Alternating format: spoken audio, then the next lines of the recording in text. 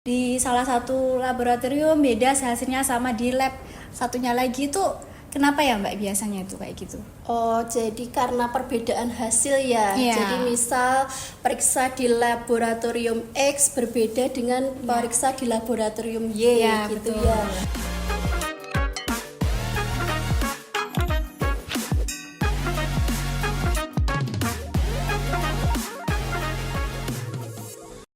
Hai, kembali lagi di Ngobras Batik Podcast. Yuk ngobrol bareng Samudra, bahas asik tentang ilmu kesehatan.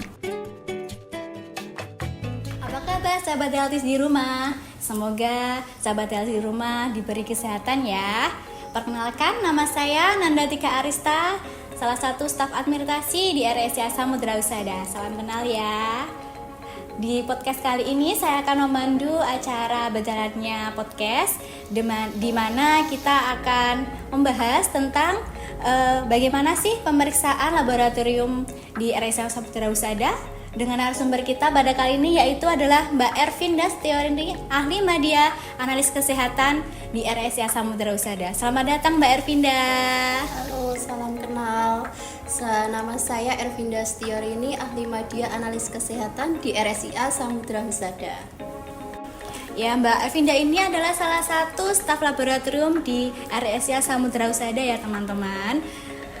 Pada podcast kali ini kita akan bertema tentang kupas tuntas pemeriksaan darah.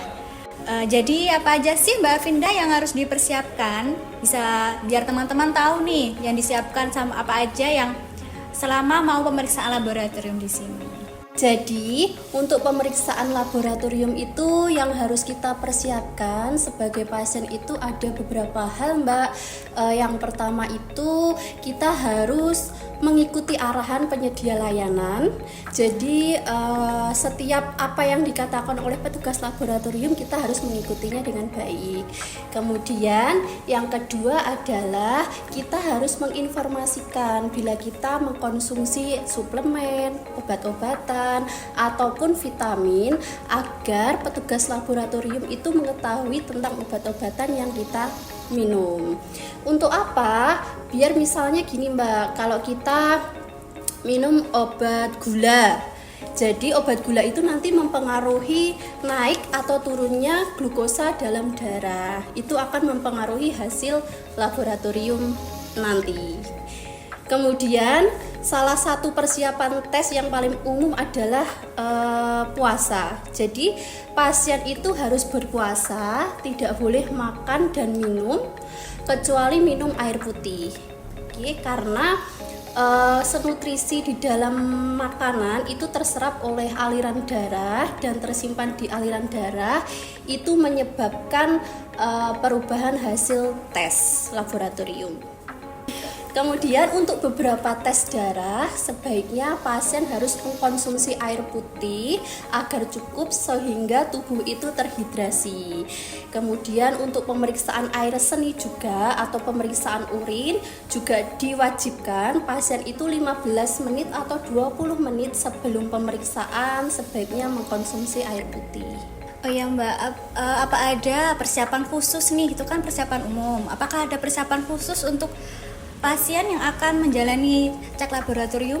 Oke, beberapa tes laboratorium yang memerlukan pemeriksaan khusus itu ada gula darah, kemudian kolesterol, trigliserid. Itu yang paling umum pemeriksaan yang ada di masyarakat kita ya Mbak ya. Jadi kalau gula darah itu ada gula darah acak, gula darah puasa, sama gula darah 2 jam PP. Kalau gula darah acak itu bisa diambil sewaktu-waktu, jadi kapan aja pasien mau periksa itu bisa. Kemudian kalau gula darah puasa, itu pasien harus puasa dulu minimal 8 sampai 10 jam Mbak gitu. Kemudian hanya boleh minum air putih, nggak boleh makan apapun, apalagi manis, itu nggak boleh. Kemudian kalau gula darah 2 jam PP itu juga itu lanjutannya tadi Mbak, gula darah puasa. Jadi kan kalau puasa harus puasa dulu 8 sampai 10 jam. Itu pasien diambil darahnya, kemudian pasien diperbolehkan untuk makan Habis itu setelah makan puasa lagi 2 jam, tidak boleh mengkonsumsi apapun kecuali minum air putih. Kemudian diambil darah ulang untuk pemeriksaan gula darah 2 jam PP atau gula darah 2 jam postprandial. Gitu ya Mbak. Kemudian kalau untuk gula darah ini bisa digunakan untuk screening diabetes gitu. Kemudian untuk pasien pemeriksaan kolesterol itu hampir sama. Jadi kolesterol itu merupakan unsur penting dalam tubuh kita juga, tapi kalau kelebihan kolesterol itu juga nggak baik, efeknya juga nggak baik sama tubuh kita. Jadi nilai normal ambang batas kolesterol di dalam tubuh kita itu 200 mg per dl. Kalau lebih dari itu bisa menyebabkan hiperkolesterolemia gitu.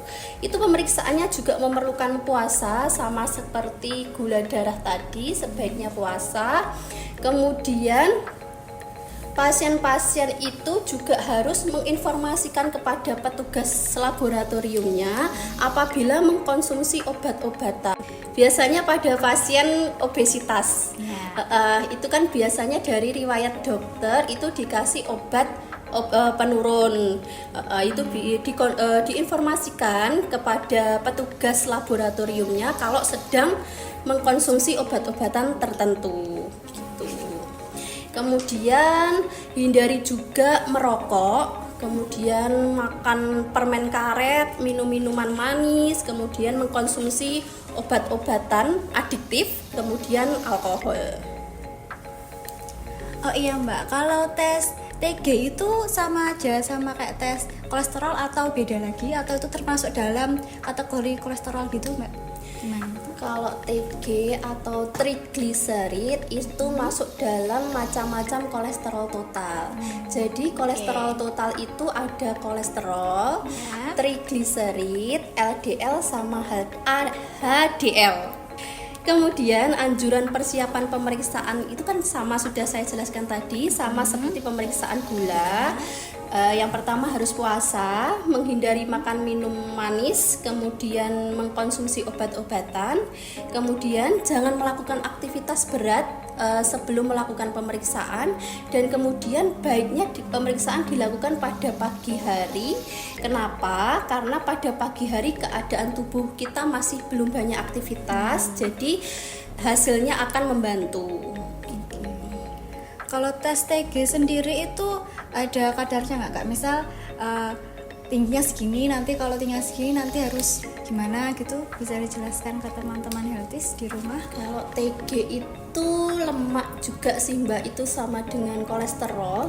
Kadarnya di dalam tubuh itu normalnya kurang dari 150 mg per dl. Itu bisa disebabkan karena makanan yang kita makan, karena mengandung lemak gitu. Terus ini Mbak Vinda mau tanya nih, biasanya teman-teman health di rumah juga kadang bingung. Kadang lab di salah satu laboratorium beda hasilnya sama di lab satunya lagi, itu kenapa ya Mbak biasanya itu kayak gitu? Oh, jadi karena perbedaan hasil ya. Iya. Jadi misal periksa di laboratorium X berbeda dengan periksa di laboratorium Y gitu betul. ya.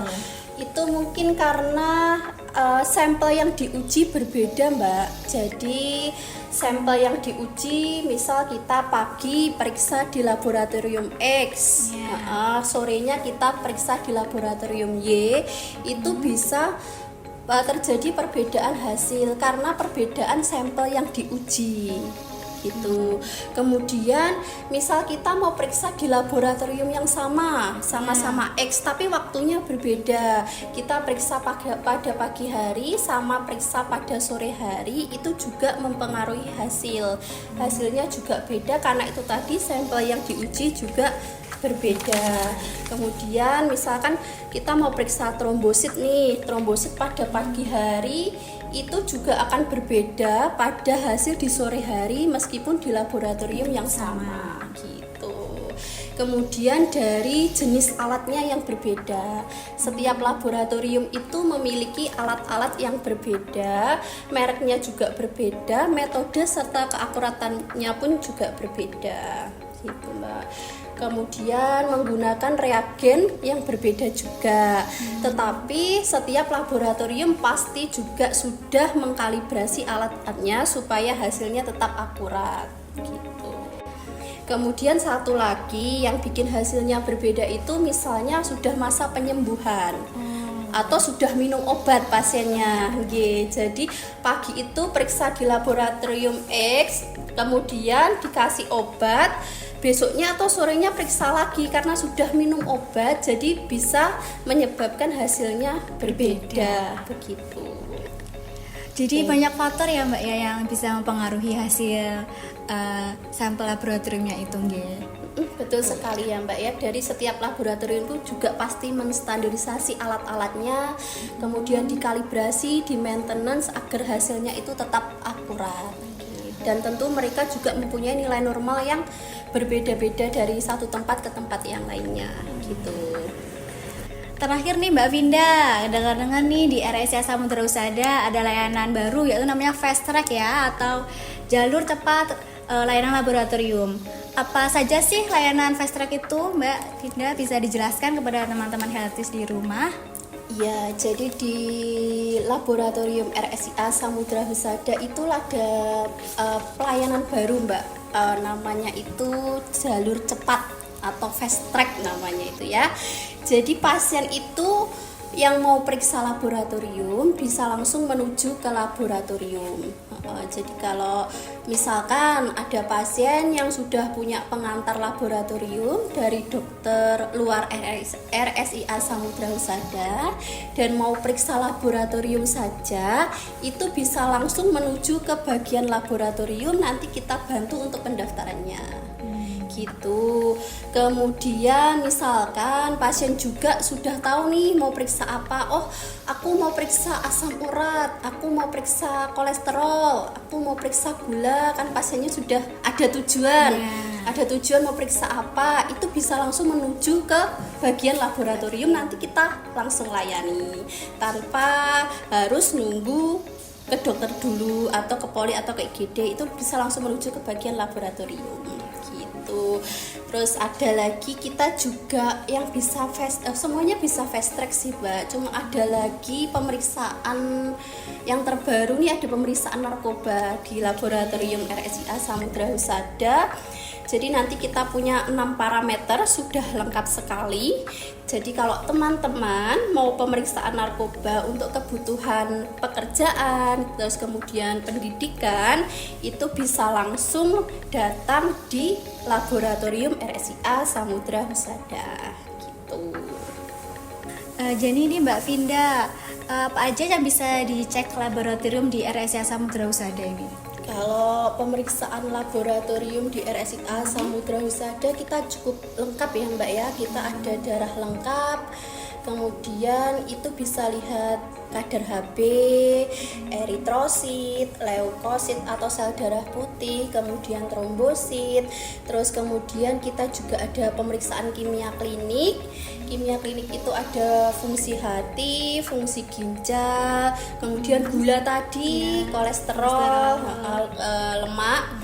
Terus kemudian kalau imunoserologi kita juga bisa, kita memeriksa hepatitis, HIV, banyak sekali ya Mbak. Kemudian ada pemeriksaan urinalisa, elektrolit, dan satu lagi tadi narkoba, banyak sekali. Oh iya, ada satu lagi nih untuk layanan pre-MCU untuk jamaah calon haji Mbak.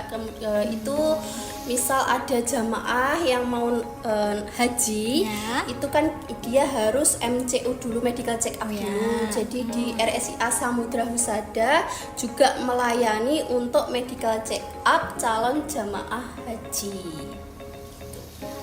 Wah, berarti lengkap sekali ya Mbak ya layanan laboratorium di Samudra Husada. Apalagi ada layanan baru Fast Track di mana pasien tidak usah menunggu lama. Hasilnya juga apalagi penjelasan dari Mbak Vinda lagi juga sudah lengkap sekali teman-teman ya, sahabat healthy di rumah. Jadi jangan lupa, jangan ragu untuk memeriksakan entah itu kadar gula atau kolesterol Anda atau asam lambung Anda di laboratorium RSCA Samudra Husada. Gak terasa nih sudah di penghujung acara podcast kali ini. Terima kasih Mbak Vinda atas ilmu dan pengetahuannya untuk Sobat Healthies di rumah. Tetap percayakan kesehatan Anda di RSIA Samudra Husada. Jangan lupa like, komen, dan subscribe ya. Sampai jumpa di Ngobras Baktik episode selanjutnya. Bye-bye.